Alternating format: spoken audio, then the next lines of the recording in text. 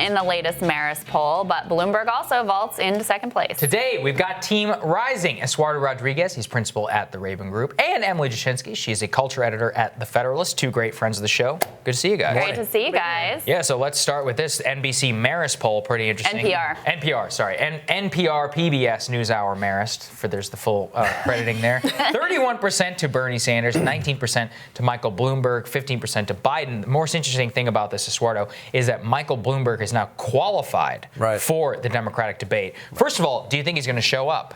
That's something I've actually heard some speculation on. He doesn't necessarily want to be on the Democratic debate. Right, although he's been preparing for it for weeks, or if not months now. But taking it back to the DNC, he wouldn't be here had they not changed the rules. That's a major change in the rules that currently would have played to benefit Julian Castro, would have helped many of the candidates of color. And now we find that this debate stage is going to be all white candidates and predominantly men. So acknowledging that to start, yes, he's qualified. Whether he shows up or not, I think the fact that it's in Nevada is going to be very key because it is much more diverse than what we've seen in the last two states.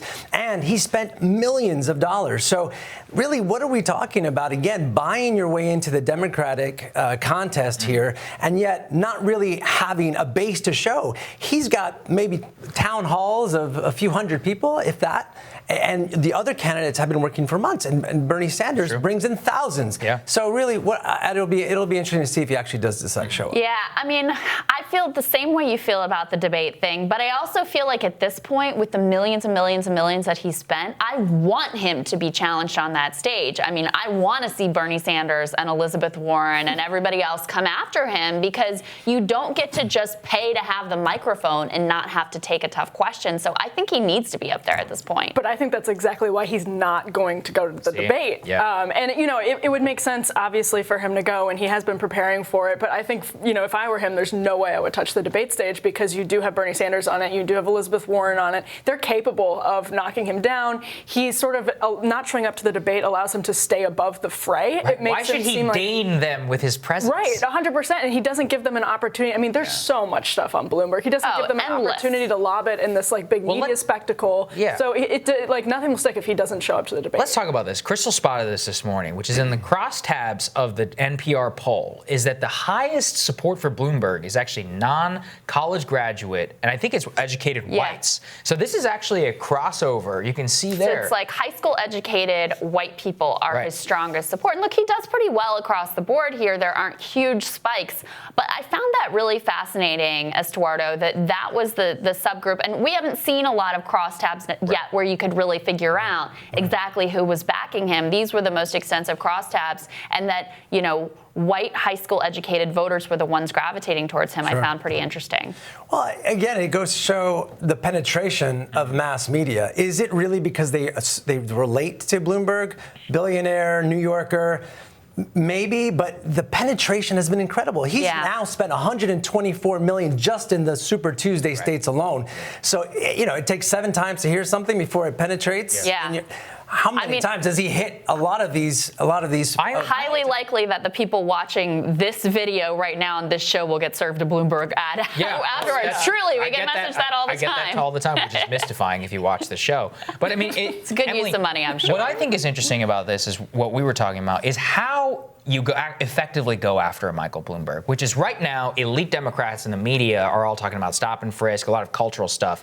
That is not how you go after support amongst non-college educated whites. I think, and this is what we were talking about, Crystal, minimum wage, Social Security, the housing crisis, the soda ban. Iraq. These are the Iraq. These are the people who actually had to fight and die in these wars.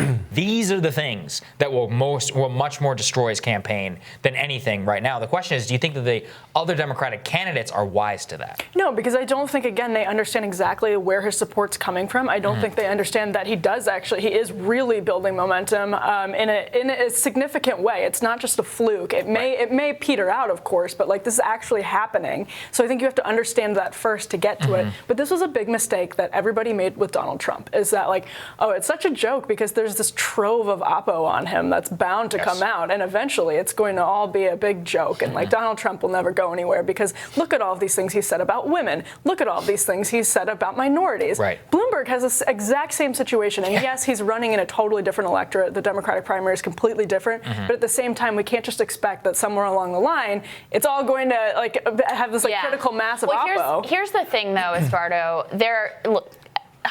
Educated white liberals don't really like Bernie Sanders, right? This is not his strongest group. They like Elizabeth Warren, they like Pete, et cetera. Very soon they're going to realize those are not viable options. Very soon they're going to realize, basically, I got to pick between Bernie and Bloomberg. And so the comments on race, the comments on gender, for that group really render him unacceptable. So I think that matters. But to Emily and Sagar's point, look, the way that the Sanders campaign went after Biden, the reason he collapsed in Iowa is because of Social Security. And also because there had just been this whole conversation around his Iraq war, not only vote, but leadership leading up to that war. I think it's the same playbook against Michael Bloomberg. And the question, and I think what you're teasing out here, is that I think it's very likely this support is at this point very, very soft. Well, this goes back to the first question about whether or not he shows up to the debate stage, because that momentum that he's built has been due to the polished messaging on central issues that people care about. But unchallenged, no questions as to how you're really going to get there, how are you going to pay for it. Those are the questions that these candidates on the debate stage have been answering for months. Over a year. Right? And so Bloomberg now has to explain how he actually does it. The difference between, and the parallel that you were drawing with Donald Trump in terms of all the baggage, Donald Trump actually ran a major city. Billions of dollars that he had. Bloomberg ran a major city, and that's what we're going to be looking at in terms of the differences. He actually has a record. Yes, he's going to be challenged on sexism and all the controversial issues, but he has some meat there behind the policy that he's proposing. We underestimate significantly, everybody does, the power of a Mike can get it done message, Emily, because it's really what Biden promised, which is the managed apex technocratism.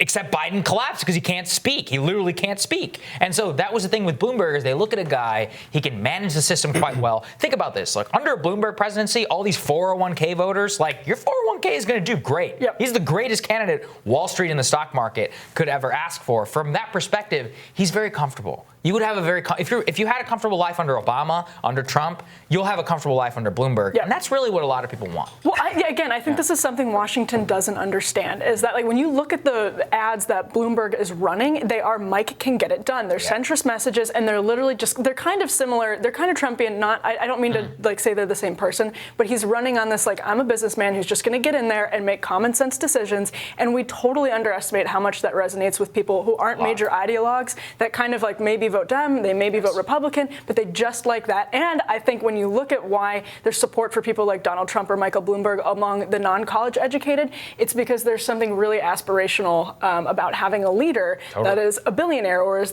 super wealthy. I would not exactly Mitt Romney, but I would put that a different way. Well, and I think that's the thing, is actually what the effective attack against him would be turning him into Mitt Romney, right? Yes, that he's heartless. He wants to cut Social Security, doesn't believe in the minimum wage, back the Iraq war, like all of those things. I would put what you said slightly differently, that there's a lot of mythologizing in America about the billionaire, right? These are like, there's a class myth that these people are better and smarter than all the rest of us, that we're all fed from birth, basically, and it resonates. Right. Well, I think there's also this idea in middle America that when you see a billionaire, that you're also one day you could be that billionaire. And there's support for that idea that in America you can be the millionaire, the billionaire. And I think Michael I don't know that really still holds. I think after the financial crisis. I don't think that still holds. Well, you're looking at the polling with the